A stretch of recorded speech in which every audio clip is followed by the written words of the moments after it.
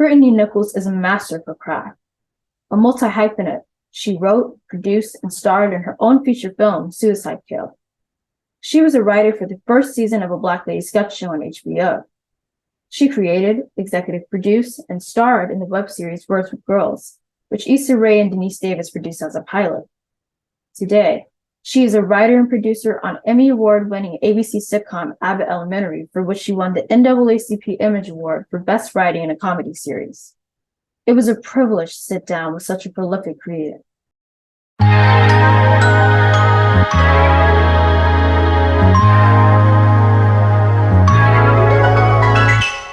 Hi, Brittani. It's good to see you. Good to see you too. Thank you for having me. Of course. My first question for you is, was it ever your dream, or did you ever see yourself here as an NAACP Image Award winner and being a creator on an Emmy Award-winning show as Abbott Elementary? I don't think the award part of it was part of the plan. That's a nice bonus. But yeah, my goal definitely was to become a working television writer. Initially, my goal was to work in network, and that sort of changed over the years, but I'm happy that I found my way back to it. That's awesome. And you have such an interesting story. You're from Chicago and you were recruited by Yale to play basketball. Can you talk to me about your background and how it influenced who you are today? Sure. Yeah, so I played Division I basketball at Yale. A part of why I chose to go there was because they made it seem like I would be able to do other stuff besides play basketball and investigate other interests of mine that ended up not really being true. It was a full-time job in addition to school. But I was able to still find out that I was interested in a few things, one of those being theater. So I did a little bit of theater while I was in college as well. And that experience, I think, just opened my mind up to the possibility of not doing sort of what I went to Yale to do. That's great. That's such an interesting story. Have you always loved writing and watching television? When did you know that you wanted to combine the two as a career path? In college, I was always at Blockbuster buying like DVDs out the $1 and $5 bin. I had a TV with the VHS player built into it. It was old even at the time, so now I'm sure it sounds like a relic of the Stone Age. And I would record the Thursday night comedies that were on NBC on a VHS player to watch on Fridays after class. So I always really, really enjoyed television, but it wasn't until later that I put together that that was a job that you could have. I wasn't paying attention to who the writers were, who the creators were.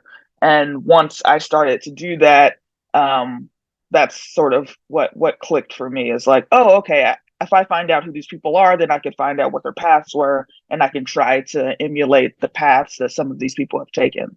Brittani, what was your experience like as a writer on a Black Lady sketch show? So a Black Lady Sketch Show was a one of a kind experience because the room for that was all Black women. I was on it for the first season of the show. So many times in comedy, when you're writing, it's in opposition to something. It sort of forces you to other yourself and to pull comedy from the tension that is being a Black person that exists in the world, and more specifically, a Black woman that exists in the world. And so to have to create stuff that is absent of that tension, is about everything else, is about every other eccentricity and situation and hilarious thing that happens to Black women, really, I think, caused us to approach comedy in a different way. And it gave me a tool to use moving forward of not always, doing the thing that the industry has forced me to do, which is other myself and other my experience. It's made it so that I'm looking for opportunities to center my own experience and point of view and find the comedy in so many other things. That's amazing. So, as a TV writer, why Abbott Elementary? What attracted you to the show? So what attracted me to the show was the showrunners. So Justin Halpern and Patrick Schumacher. I was friends with Justin Halpern already. We were in a basketball group chat together, and I was friends with Quinta. We had met years ago both of us acting in a BuzzFeed web series. And then we'd work together on a Black Lady sketch show in the first season because she was in the cast and I was a writer. And I think we just had a rapport on a Black Lady sketch show. I think she just liked my sketches. And so when she was making a Abbott Elementary, when that got picked up, she was sort of like, hey, would you want to come write for this? And I'd read the pilot and thought it was a really good pilot. And, I'd never worked in the network space before. And I thought, if there was a chance to do it, if there was a show I was going to try it out on, this was sort of the perfect show to do that. I agree. It's an excellent show. And what has it been like to work with Quinta Brunson again? I mean, it's great. So our room is pretty unique in that we really do all feel like friends. And I think that's informed by a lot of the people having worked with Quinta before and having been friends with Quinta before. And so there's just this level of socialness that happens in the room where we, I think, really sort of know each other as people pretty well. We hang out outside of the room, and it just gives us a lot of material to bring back into the show. And Quinta's just a really good boss. She is very nice. She's very kind. She has not changed over time with the success of the show. She's sort of still the person that she was on day one of the room. And I think that's something that's really hard to achieve. Getting power and fame, it changes people, and she's managed to stay grounded. And I think part of that is informed by the writer's room being a bunch of people who simply refuse to let her change. Maybe because we roast her all the time and it brings them down to her. What an interesting dynamic. What's been your favorite moment or episode of the show to write on? I think my favorite things to write for the show are like the Tariq raps.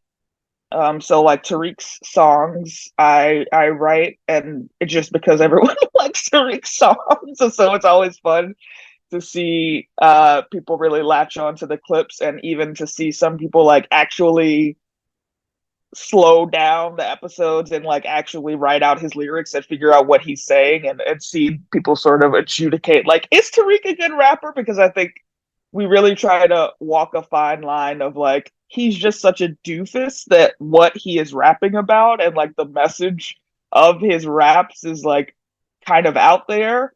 But when you look at like some of his wordplay and some of his lyricism, like some of it is pretty good. What keeps you inspired as a creative writer and producer? I mean, making stuff that I'm proud of. I think at the end of the day, if I'm making a show that I personally feel proud of in a way that I feel proud of, that's sort of all I'm looking for out of a job. All the other stuff is really extra. So, people enjoying the show, it being a hit, us getting awards, all of that is sort of just the cherry on top. But like, as an artist, to feel creatively fulfilled, those are sort of the two things I'm looking for. What are you currently working on, with the exception of Abbott Elementary? So I have a show that I sold to Netflix, that's being executive produced by Paige Hurwitz and Wanda Sykes. And so that's still in the development stage. And then I just have like several other projects that I'm in various stages of pitching. So trying to, fit in my own stuff in addition to Abbott when I have the time. That's awesome.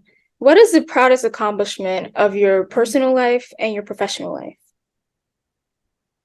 In my personal life, I mean, it's maintaining work-life balance. That's something that's been super important to me because there are just things that I care about outside of television, like sort of the lived experience of Black people in the city that I live in. So having time to put towards, doing the things that I think is going to improve that and make this a better city for everyone to live in. And then professionally, I mean, it was the show being nominated for an Emmy. I mean, a goal of mine is for us to win an Emmy, or for me personally to win an Emmy for something that I work for. It's one of the things that, I said was a specific goal of mine when I moved to LA. So to have already accomplished some parts of that bigger goal, it's been great. It's been great. I hope to fully accomplish it, but I think that I've been very lucky thus far in my career to do enough things that even if I stopped working today, I'd be able to look back at my career and be like, that was a successful career. Absolutely, Brittani. You have a lot to be proud of. Oh, thank you. Thank you for listening to today's episode of the Mira Elizabeth Show. I hope you are inspired. Be sure to download, follow me on your socials, and stream the next episode.